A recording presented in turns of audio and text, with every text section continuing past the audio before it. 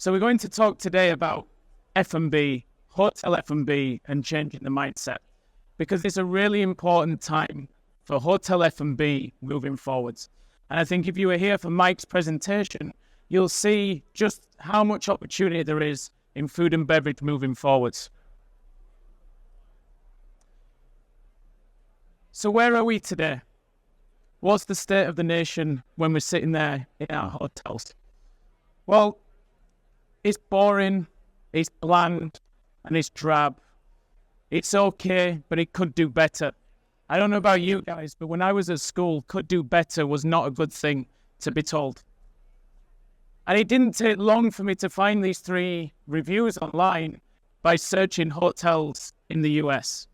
In fact, it was really easy to find these reviews for hotel food and beverage. And it just shows what pivotal moment we're at when it comes to hotels and restaurants, bars, and lounges. So when the guests are telling us this, it really backs up what the experts are telling us, what the data is telling us, and what hotels are telling us as Auden every single day when we're working with them in the hotels. So where are we today? Well, rooms first and food second approach. The focus is on rooms and not on food and beverage. And F&B is seen as an amenity and not as something that's going to drive revenue in hotels. And in a number of cases, it's functional and not fun. And who wants to go to a restaurant that's functional and an amenity and not fun? That's what breakfast is there for, not what lunch and dinner is there for instead. But it wasn't always this way. And this is one of the first key messages I want to bring when we're talking about changing the mindset when we look at hotel food and beverage. Because hotel grandeur was once everything. And hotels were the place where people went to go and meet, went to go and eat, went to go and socialize. And this was the place that was iconic for chefs to start restaurant operations. It was the place where they wanted to be. And our food and beverage was iconic by association. Think of the Singapore sling, the pina colada, eggs benedict, brownie. I could go on and on and on about iconic dishes that came from hotels. But we're going to see in a minute that that's not necessarily the case anymore. And there's new kids on the block that are doing that for us. So what got us here? Well, hotels were once the default places to meet and eat. Before deskless working, before we had laptops, you had to go and meet, to do deals, to celebrate, and to have lunches for meetings and events. There was far less competition than there is today, and there's some stuff coming up that really shows the impact of what this means. And let's face it, in the olden days, hotels had it easy. We had everything. It's where people wanted to be. It's where people wanted to go. It's where the most iconic dishes were being served. So what's changed? Well, when we went through the data as we're building out the report that we've done alongside HotStats, we really started looking at what's been driving change within the industry as we see it today. And this is what came up. It's these guys here today. It's Gen Z, it's millennials who are now becoming the decision makers when it comes to hotels and hotel food and beverage. These are now the guys we need to be looking at when we're making decisions moving forwards. And the world is a very different place. So let's look at the things that have happened in the period of Gen Z, 1997 to 2012. The guys who are coming to our hotels today, the guests who are staying in our hotels today, have grown up in extraordinary change. And because of this extraordinary change, they're now valuing very different things in their experience when they come to our hotels and our restaurants and our bars and our lounges. And what's now driving their decision-making is innovation, is storytelling and community. And if we look at the list, you'll see they've grown up in is innovation, the ability to storytell, and community. So then we started looking at the stats. We've got the data that tells us what's going on in our hotels. We've seen the change that's come from the people who are now visiting our hotels.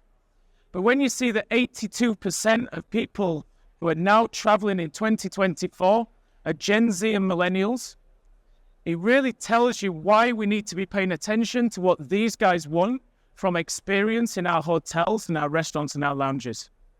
To put that into perspective, 20% of Gen X traveled in 2024, and only 15% of baby boomers are expected to travel in 2025.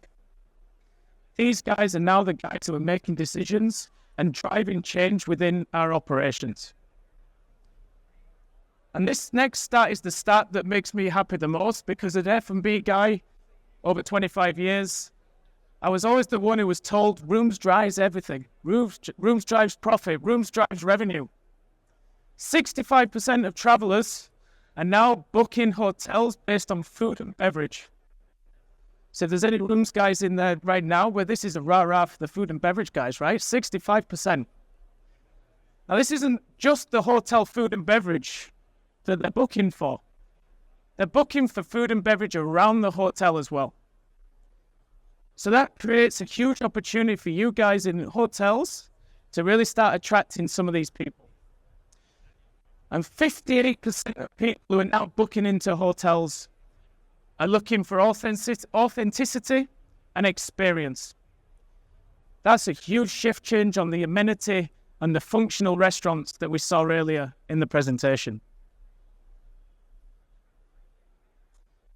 So how is those stats and how has the change in the guest expectation influenced decisions? Well, now authenticity is key. Gen Z and millennials aren't brand loyal. They're looking for authenticity. That means if they're part of a loyalty program and you can't give them the authenticity, they'll go to the next guy down the road. Those loyalty points aren't driving decisions anymore. And tech has to enhance the experience. We've seen what they've grown up in. So now the digital experience in your hotel has to be equal to the physical experience in your hotel, because these guys have everything in the palm of the hand. They want the convenience of that experience in hotels, restaurants, bars, and lounges. So if you don't have QR codes in bedrooms right now, these guys want QR codes in bedrooms. And innovation is now taking over old favorites. People aren't going to come back to restaurants for the same dishes again and again and again as we maybe once did, because we're used to change and we're used to people evolving. So now they want new dishes, they want new experience, they want new drinks, they want new reasons to come back to your restaurants every single week. And community and connection. I think we all lost community and connection until the big C came around. And it really showed us how valuable that the community really is. When you throw authenticity into the mix, community now is the thing that's going to drive people into your hotel, restaurants, and bars, especially the people staying in the rooms upstairs. So we're going to see later on that rooms, in-house guests are not the people you need to be building restaurants and bars for. It's the local community, because that's going to drive those in-house guests into your restaurants and bars. But what hasn't changed? Well, I've been in the industry 25 years, and the breakfast buffet in my hotel this morning still looks like the one when I first worked in hotels when I was 16 years old. It hasn't changed. Yes, the OS&E's got a little bit better. Yes, we can do different things with jams and stuff like that that's around in the hall. But it's still the same. It hasn't evolved. We were in Amsterdam doing a new restaurant opening 2 weeks ago. The conference room looked like this. Trestle tables, banqueting tables, cloths, blotter pads. It hasn't moved in the main. I'm generalizing. But we're still delivering the same thing that we've always done. And the first job I had when I did a placement here in London was room service. It looked like this. 3 weeks ago, I was in a hotel in Saudi Arabia. It still looked like this. Still served on a trolley with a cloth. It's still served on a tray that no one can get through the door. And it's still served with a cloche on top that makes all the food sweat. We haven't evolved. We haven't evolved. So the message to tee me up nicely, if Mike hasn't already done that with the data, is in hotels, we're still doing what we've always done. And now it's time to think differently. Because these guys are taking over. The indies are taking over. The independents on the high street are taking over. These are the ones that we now need to be looking at. When I go into hotels, the first thing I ask them is, who do you benchmark your restaurants and bars against? 9 times out of 10, they'll tell me it's the other hotels in the city. And they forget about the guys down the street, which is where the guests are going to for breakfast, it's where the guests are going to for lunch, and it's where the guests are going to for cocktails, it's where the guests are going to for dinner. That's the people we need to be looking at. And this is the state of the nation. Since 2018, we've seen a 15% increase in independent restaurants in the US. That's an extra 675,000 restaurants, bars, and coffee shops in the US than we did in 2018. These are the guys who are coming for our guests. So how are they beating us? I worked in hotels for 15 years, luxury hotels. I never worked in an F&B operation that did less than 45% of total hotel revenue. So I was lucky. I worked in busy environments. In 2015, threw it all away, and I went to go work in independent restaurants. I was in independent restaurants for 7 years before I set up Auden Hospitality. And in that 7 years of independent restaurants, I learned that independent restaurateurs think in a very different way to hotel F&B guys. And I truly believe from that 7 years that if I'd have done that period before I worked in hotels, I would have had a much better F&B operation than I already did. And I already run operations that had a significant impact on hotel performance in the ones that I worked. So now with what we do at Auden Hospitality, we bring that restaurateur mindset into what we do, and we bring it back into hotels to ask them to think more like restaurateurs and less like hoteliers, because I think that's the way we can move forwards. Why do we do this? Well, I believe that independent restaurants are free. They have freedom. They have freedom to innovate. These guys create new dishes. These guys create new drinks. These guys create new reasons for people to come back, and they do it on a daily basis. These guys don't wait for seasonal changes in the fall to change menus. These guys are doing it every day, every week, every month. They're giving people reasons to come back to their restaurants. And they're free to tell their own stories. The number of times we're working with hotels and we're talking about social media, we're talking about going live on TikTok, and it's all going well until the marketing lady gets involved or the marketing guy gets involved. And then he starts talking to us about brand standards. The bar doesn't look clean enough behind. The kitchen tiles don't look quite right. And that's it, stopped. We don't tell our story anymore. These guys tell their story. Authenticity is the thing for these guys. They don't care if the tiles are cracked. They don't care if the bar's a bit messy behind, because that's not what the people are looking at. They're looking at the drinks. They're looking at the food. They're looking at the chef. They're free to tell their stories. And they're free to find a new crowd. They build their own tribes. They don't have bedrooms upstairs that they can rely on. Well, actually, they can't rely on it because most people go out anyway. These guys have to build community. When you build community, you think in a very different way. And when you know people are going to come upstairs in the bedrooms, you build value, you build experience, you innovate, you tell stories. You think in a very different way. In hotels, though, we love a process, right? We love a signature. We love the purchasing guy slowing things down because it's hard work to put things in the inventory system. We love the roadblocks. We love the red tape. But it stunts innovation and it stunts agility. one of the things that I found going into independent restaurants was that freedom was so invigorating. And we're living in a world now where we have people who are so creative. If we don't allow them that creativity and we don't allow them that freedom, they're going to leave our hotels. They'll go with the indies down the road where they get it, because it's much more fun having freedom than being a yes, sir. So there's two paths. This is obvious, right? We keep doing what we've always done. Boring F&B drags us down. Hotels seen out of touch.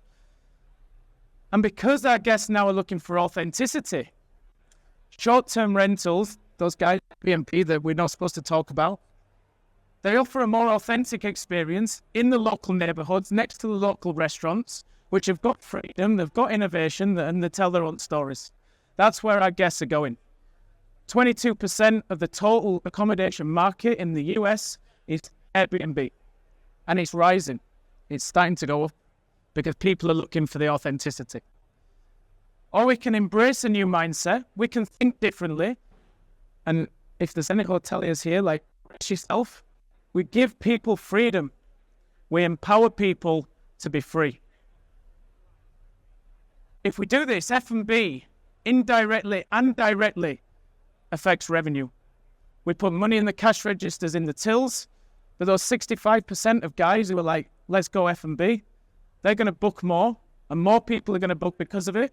Less people are going to go to the guys down the road, and more people are going to come to our hotels. And let's think about that. We can have a new age of golden F&B era. And hotels are less functional, less of an amenity, and start being exciting once again. So I've got 7 minutes to tell you how to take all of that and put it into the how. The first one is we start telling stories. We've got 2 restaurants here. The first one is Fallow in London. They're now seeing more bookings through YouTube than they are through third-party aggregators like OpenTable, etc. Because they're going on and they're telling their story. They've just raised £3 million. And of that £3 million, 1.5 million has gone to enhance the content team because they see this as such a valuable channel. The second one, Cali Barbecue Media, is in San Diego. The founder, Sean Walchef, will tell you it's not in the best part of town. They go live on TikTok every single week. The pit master put ribs into the smoker for 3 minutes. 1.1 million views on TikTok because it was free to go live, didn't care about the titles, didn't care about the flaws. And he went live and he told a story and people believed. And just to show you how important I think storytelling is to the future of F&B, we've now at Auden hired a videographer to tell our stories about what we're doing with our clients on the floor every single day.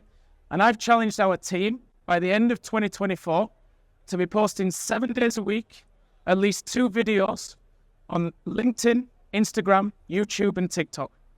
Because I truly believe storytelling is going to be the way to get people engaged in the future. Remember these guys? The breakfast buffet, the conference room, this trolley thing. How about creating Instagrammable breakfast? Get rid of those frozen, pre-baked pastries that no one really likes. Let's collaborate with a local hero and get something that people want to share on Instagram, they want to share on TikTok, they want to share on YouTube. Meeting and events. If anyone's been in a WeWorks, you'll see that the picture I showed just before isn't up to standard anymore. We've got to evolve our meeting and events. Town hall environments, Zoom pods, podcast studios, content studios. We've got to start evolving to bring it into the generation that these guys want to see now. They want experience and they want authenticity. And finally, the room service. They're buying from DoorDash, they're buying from Uber Eats. Why do we have to complicate things by putting it on a nice tray with a cloche? Sometimes we go back to basics. We give them the food like they get it on DoorDash and Uber Eats, or we partner with people, as Mike said, and it has a massive impact. And then we focus on community. This is a picture of one of our clients, the Social Hub. There's a hybrid model. They have student accommodation one side, they have hotel the other. They have a big communal space downstairs, and they create community. everything they do is about driving community in their hotels. What do they have? They have busy food and beverage outlets every single day with students and guests working together, hand in hand, creating revenue, creating a vibe, and creating a reason for people to go. And then Mike's going to like this one. Analyze data. In rooms, you guys can go granular on everything. You know every single detail. In food and beverage, our people don't have the knowledge to analyze their business properly. When I say analyze the business, this means real time on one of these on the floor, our people know what we're doing against last week, against last year, against budget, because that gives them the power to understand what's working, what's not working, and it gives them the power to improve their operation without waiting for the daily flash at 3 o'clock the next day. And what's the outcome? Well, we start getting unique dishes, stories. Once again, the new Eggs Benedict, the new Singapore Sling, the new Pina Colada. Every time I go to a Hilton, they're really proud of the Pina Colada. We want to create those again in hotels. We build venues that GMs want to invite people to when they're not worried about when the boss goes, there's a VIP coming, can we get some free tables into the restaurant? Can we make it look busy? That's what we do by following this solution. And then hotel F&B becomes an attraction once again. It's where the best chefs want to be, the best mixologists want to be. It's where our guests want to be. And 2 examples of this in action. The first one on the right-hand side is an English country house hotel. It's put a Chinese restaurant in the main restaurant. Chinese restaurants have traditionally not belonged in English country house hotels. It's been fancy food with swooshes and jus and things like that. These guys went niche, and they've got a busy restaurant every single night in the middle of nowhere. The second one is the Hoxton in Shoreditch. These guys, the Hoxton with Ennismore, have built a brand on community. Because if anyone's been to the hotel in Shoreditch, you'll know that that was built on local community, going there to hang out and to work and to build community. They now have built a hotel brand from F&B. So it shows it can be done if we think differently and we adopt a different mindset.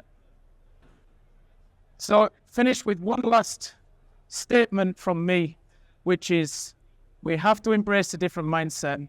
We have to start thinking like restaurateurs and less like hoteliers. We have to start telling our own stories. And we have to rewrite the rules of hotel F&B, because the way we've always done it isn't going to get us anywhere in the future that's different from today. So we talked about the F&B report that we've done with Hotstats. You can find that. The QR code gets you onto my LinkedIn, where there's the reports in there. You can download it, drill down, it adds some narrative to the data that Mike shared.